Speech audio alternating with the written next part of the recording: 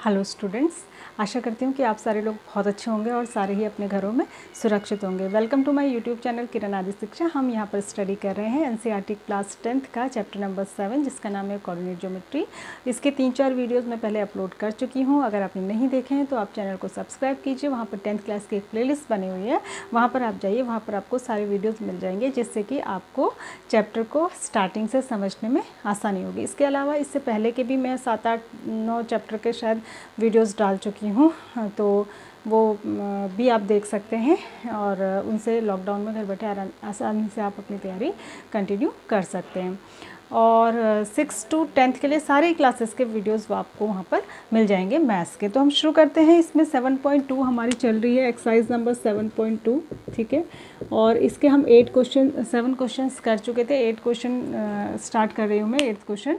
तो इसमें मैं आपको समझा देती हूँ। इसमें 2 पॉइंट्स दिए हैं। अच्छा, मैं ये बता दूं कि हम लोग सेक्शन फार्मूला से रिलेटेड एक्सरसाइज पढ़ रहे हैं। तो 2 पॉइंट दिए हैं आपको, ए और बी, उसके कोऑर्डिनेट्स दिए हैं। बीच में एक पॉइंट है कहीं पर और उसके कोऑर्डिनेट्स आपको फाइंड करने हैं। और ये चीज़ आपको दी है, ये रिलेशन दिया है कि जो ए पी है, मतलब आपको अलग अलग इसने रेशोज़ नहीं दिए।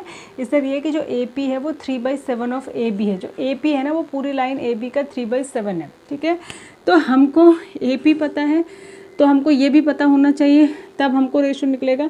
तो हम कैसे करेंगे, देखिए इसमें हम क्या करेंगे, A P equals to 3/7 of A B given है। ए बी को इसके नीचे ले आइए, तो A P upon A B equals to हो जाएगा 3/7। इसको रेसिप्रोकल कर लीजिए, इसका उल्टा कर लीजिए, तो हो जाएगा A B upon A P equals to 7/3, ठीक है।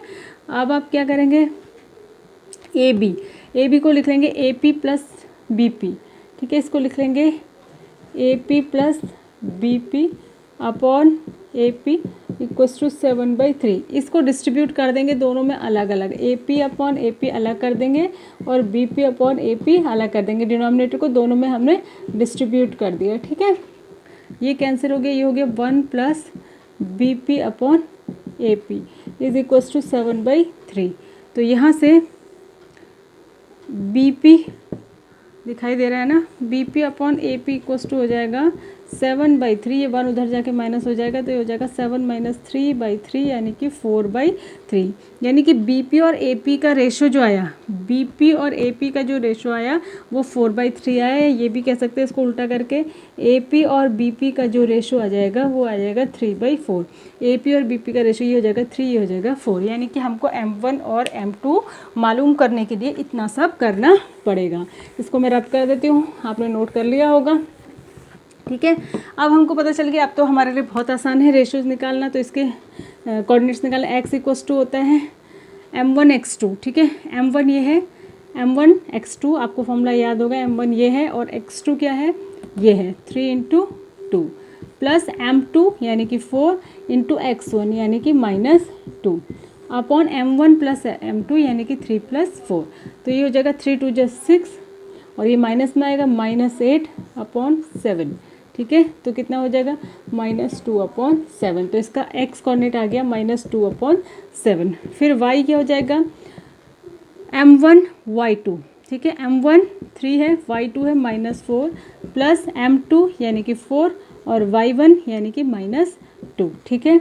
अपॉन m1 प्लस m2 फिर से 7 ही हो जाएगा। ये हो जाएगा 4 × 3 = 12 माइनस का, और ये हो जाएगा 4 × 2 = 8, ये भी माइनस का अपॉन 7, ठीक है। देख लीजिएगा कहीं मिस्टेक ना हो, -20/7, ठीक है। तो ये आ गया आपका y कोऑर्डिनेट्स -20/7। तो इस तरीके से क्वेश्चन करना था। आई होप कि आपको समझ आया होगा। बाकी तो आसान ही है, बस जहाँ पर आपको M1 और M2 फाइंड करने हैं वो थोड़ा सा ध्यान रखना पड़ेगा कि इसको कैसे निकालेंगे। उसके बाद अगला क्वेश्चन बहुत इंपॉर्टेंट है, ये भी इंपॉर्टेंट था, क्वेश्चन नंबर 8। क्वेश्चन नंबर 9 ये आता है इक्वली डिवाइड करने वाला 3 या 4 पार्ट्स में। Find the coordinates of the point which divides the line segment joining this and this into 4 equal parts, ठीक है। ये देखिए, इसको A समझ लेते हैं, इसको B, -2, 2 इसके कोऑर्डिनेट है, उसके बाद है 2, 8। ये क्वेश्चन थोड़ा बड़ा होगा। अब कुछ पॉइंट हैं जो इसको 4 इक्वल पार्ट्स में डिवाइड कर रहे हैं, तो 3 पॉइंट होंगे तभी C, D, E। तो इनके कोऑर्डिनेट्स निकालने हैं।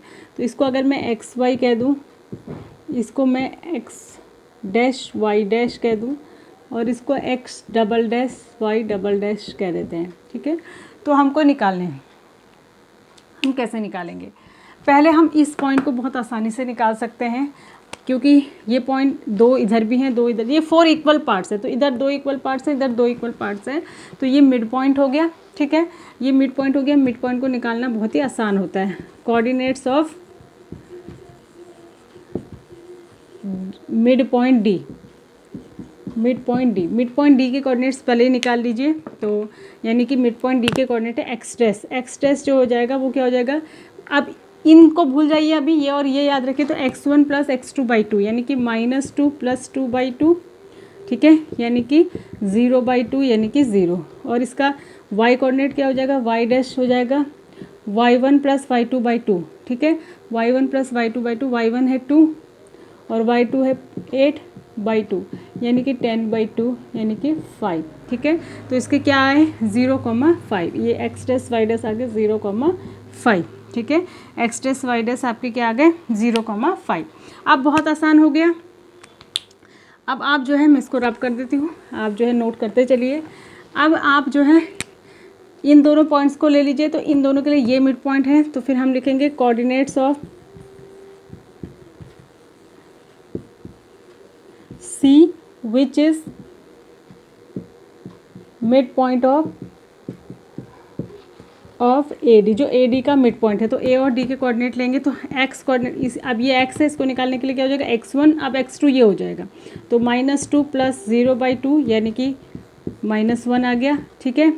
उसके बाद y कोऑर्डिनेट क्या आ जाएगा y1 + y2, y1 हो गया 2 + 5/2 यानी कि 7/2, तो इसके कोऑर्डिनेट आ गए -1, 7/2, ठीक है, -1, 7/2।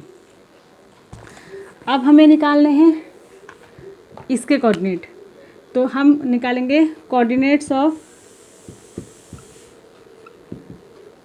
E which is mid point of BD, जो BD का मिड पॉइंट है, ठीक है, BD का मिड पॉइंट है ये। तो क्या हो जाएगा x डबल डैश हम निकालेंगे, तो अब x1 ये हो जाएगा 0 और x2 ये हो जाएगा x1 + x2/2 यानी कि 2/2 यानी कि 1, y डबल डैश हो जाएगा ये प्लस ये /2, तो 5 + 8/2 यानी कि 13/2, ठीक है।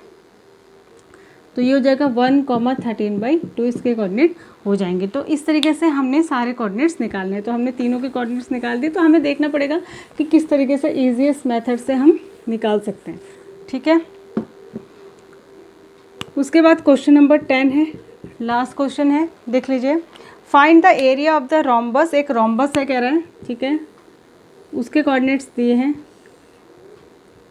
इसको ले लेते हैं ABCD, ठीक है, और ये है 3,0 और ऐसे ही ऑर्डर में लेने पड़ेंगे जैसे कि दिए हैं, ठीक है, 4,5 -1,4 -2, -1, ठीक है। तो अब इसका एरिया निकालना है। तो रोम्बस का एरिया होता है उसके डायगोनल के मल्टीप्लिकेशन के बराबर। तो अगर हम इसके डायगोनल निकाल लें तो हम इसका एरिया इजीली निकाल पाएंगे। तो डायगोनल